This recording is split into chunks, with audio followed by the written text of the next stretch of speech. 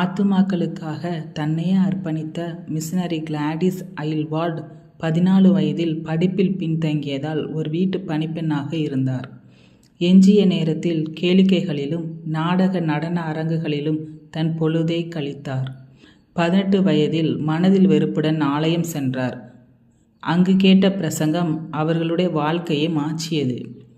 ஆண்டவருக்கு தன்னை ஒப்பு கொடுத்தார். சீனாவில் லட்சக்கணக்கானவர்கள் இன்னும் சுவிசேஷத்தை கேள்விப்படவில்லை என்பதை அறிந்து மிஷனரியாக செல்ல திட்டமிட்டார். பல தடைகளை தகர்த்து திருமதி லாவ்சன் என்ற மிஷனரியின் உதவியால் சீனா சென்று ஒரு விடுதியில் தங்கினார். சிறு பிள்ளைகளிடம் பேசி சீன மொழியை கற்றுக்கொண்டார். பெண் குழந்தைகளின் கால்களை கட்டி வைக்கும் மூடப்பழக்கம் சீனாவில் இருந்தது. அதனை ஒழிக்க சீன ஆளுநரால் கிளாடிஸ் நியமிக்கப்பட்டார். அதன் மூலம் அவர் இயேசுவின் அன்பை அனைத்து மக்களுக்கும் போதித்தார். சிறை கைதிகளுக்கும் இயேசுவின் அன்பை சொல்ல வாய்ப்பு கிடைத்தது. இங்கிலாந்து அரசி எலிசபெத்தின் விருதும் அரசியுடன் விருந்து உண்ணும் வாய்ப்பும் இவருக்கு அளிக்கப்பட்டது. தேவன் அழைப்பாரானால் அவரை தகுதிப்படுத்துவார் என்பதே இவரின் கூற்று.